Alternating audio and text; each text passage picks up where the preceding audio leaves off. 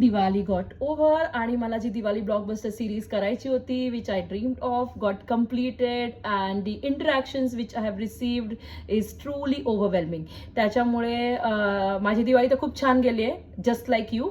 आणि next what I am coming up with is the cocktail gowns, evening gowns, और आपण म्हणू शकतो Indo western outfit is what I am going to cover in my next Stylish Saturday episode. By the way, the coming Saturday I'll be traveling, so that would be a break for me. So let me enjoy some time with my family.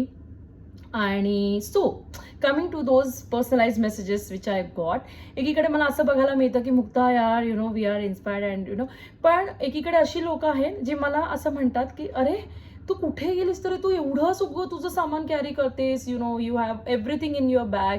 So I said yeah, because that is what I M.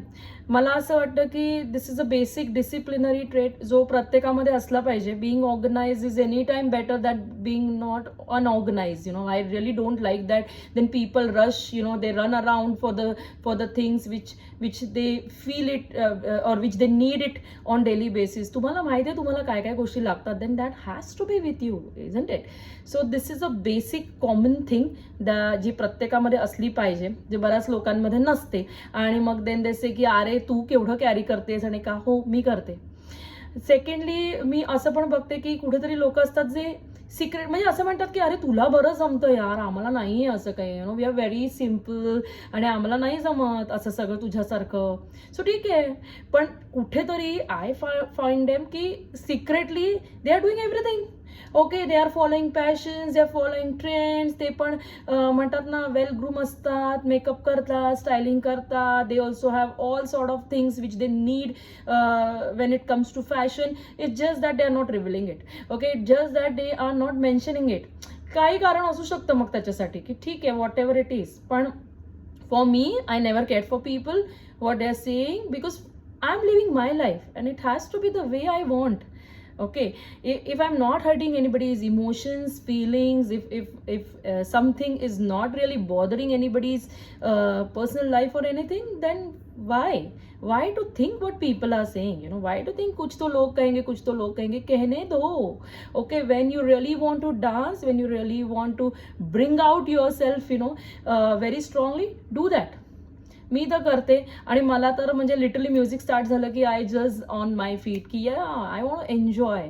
So this is the definition of my life, you know how I want to enjoy. So तुमची definition दुसरी असू शकते, but why to every time pinpoint or why to every time you know scratch, you know की कशाला, काय गरज आहे, काय करायचंय, कुठे जायचंय.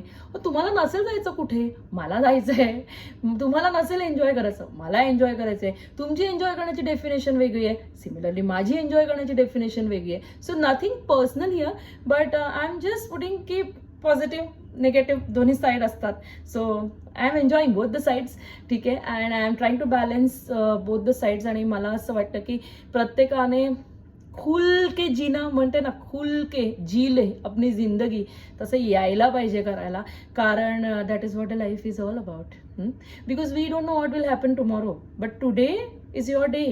और इवन टुमॉरो, इवन आजचा दिवस गेल्यानंतर उद्याचा दिवस आहे to do something new, to do something different in your life which can you know bring difference in your life as well as someone else's life, you know, because that really matters. आपण आपल्यासाठी तर सगळ्याच गोष्टी करतो, पण इतरांसाठी काहीतरी करता आलं तर that happiness is, you know, out of this world, असं मला वाटतं.